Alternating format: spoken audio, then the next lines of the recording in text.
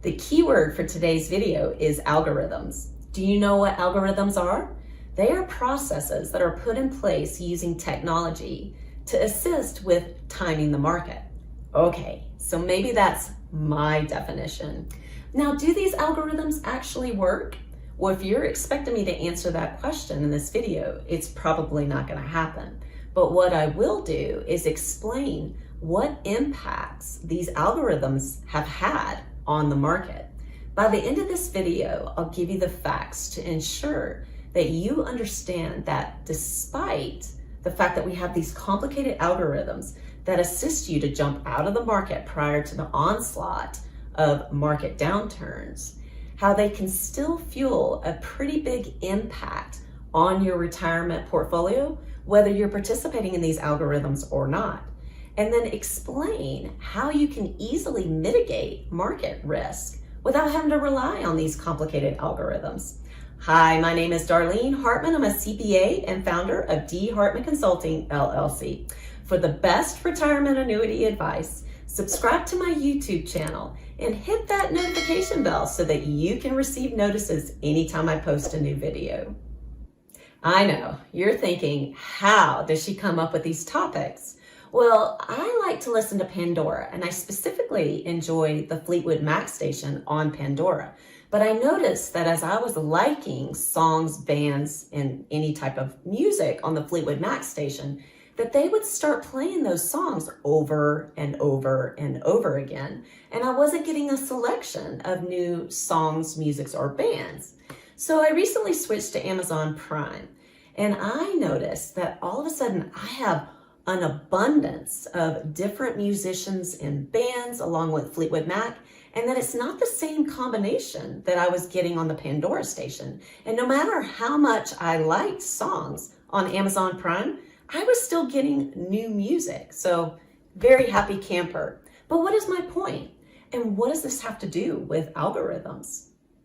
So my point is that no matter how many different music apps you have, you're going to get a different experience for a Fleetwood Mac station because each music app has its own algorithms that are used to determine what type of an experience you have with that station. Now, the same is probably true for banks and brokers in the fact that they're all using a different algorithm in order to assist with timing the market. Or at least I hope they are. Surely they're not using the same algorithm.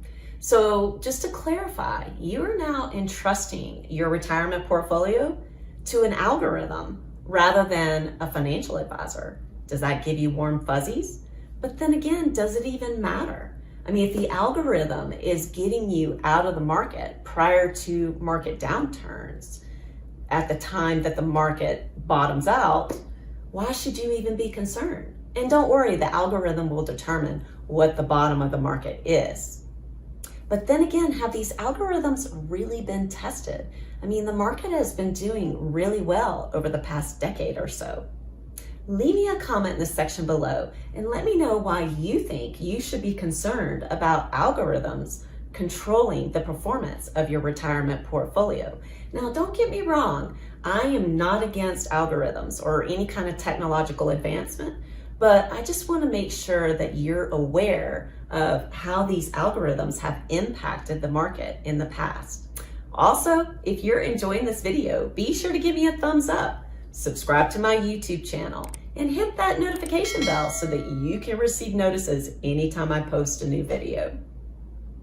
Now, here's why you should be concerned about these algorithms. So the Dow Jones dropped 28% in 1 month between February and March of 2020 due to the coronavirus pandemic and the turmoil in the crude oil markets. So how does that compare with other historical market downturns? So let's just look at a few. So the Great Depression, which occurred in or started in 1929, it lasted 34 months and the Dow declined by 89%. Black Monday, starting in 1987, that one only lasted 3 months and the market declined 31%. Now, what about the Great Recession that started near the end of 2007? That was a 16-month decline and the Dow dropped 49%. So what's the point? Well, it's the fact that the decline that occurred in 2020, 28% happened in 1 month. So thanks to those algorithms, our markets is going to have a tendency to be more volatile, and the chances of you reaping the benefits from long-term gains is not going to be as productive as it has been in the past. But since the Great Recession of 2008, more and more people are relying on these algorithms to sell out of the market all of their market securities to ensure that they don't deal with the market downturns. But I do want to note that just as we are, the markets are pretty sensitive. So as the sell-off begins, then the stock price for those companies is going to go down. And the smaller the company, example, small cap stocks, the more sensitive their stock price is to a sell-off. And then again, which algorithm works best? And will you be selling at the price that you wanted to sell? So I also want to mention that there's the flip of the coin, the other side of the issue here, which is when do you re-enter the market? So in 2020, second quarter, the market went up 45%. And if your money was sitting in a cash account earning less than 1%, then you didn't reap the benefits of the upsurge. And back to my original question, when do you get back into the market? So the markets have proved time and time again that they are efficient. So this is one time when it's actually good that history repeats itself. Now, if you had stayed invested in the market in the midst of the market downturns in 2020, then you fared pretty well. Now, was it stressful? Absolutely. But in the end, it panned out.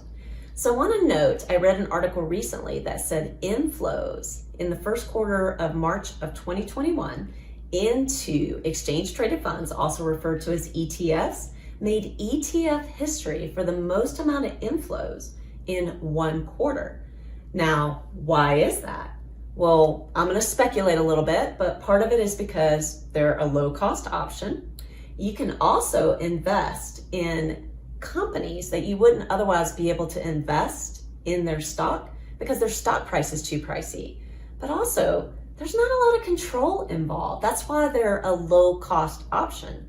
So pretty much you're relying on the efficiency of the market to produce the type of returns that you would like to get for your retirement portfolio.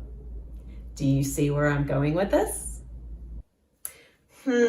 So what could you add to your retirement portfolio that wouldn't entail a lot of control, could be a low-cost option, and would ensure financial security in your retirement? Well, of course, it's a fixed annuity. And if it's a fixed indexed annuity, then you'll get credited a portion of the market gain and have 100% downside risk protection so that you can never lose your principal.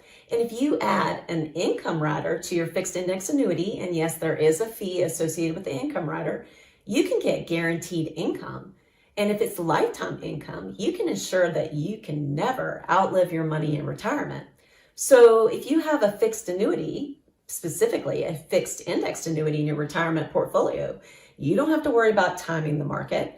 You don't have to worry about those market downturns ever. You're going to get guaranteed income, ensuring that you cannot outlive your money in retirement, and you still get credited a portion of the market gain. Could you ask for anything more? So why wouldn't you include a fixed annuity in your retirement portfolio? If you're interested in obtaining a fixed annuity for the financial security, certainty, and happiness it can provide your retirement, be sure to click the link below to apply to become my client. Also, if you enjoyed this video, be sure to give me a thumbs up, subscribe to my YouTube channel, and share it with your family and friends. Thank you for watching. Let's get the conversation started on how you can live your best retirement while not outliving your money.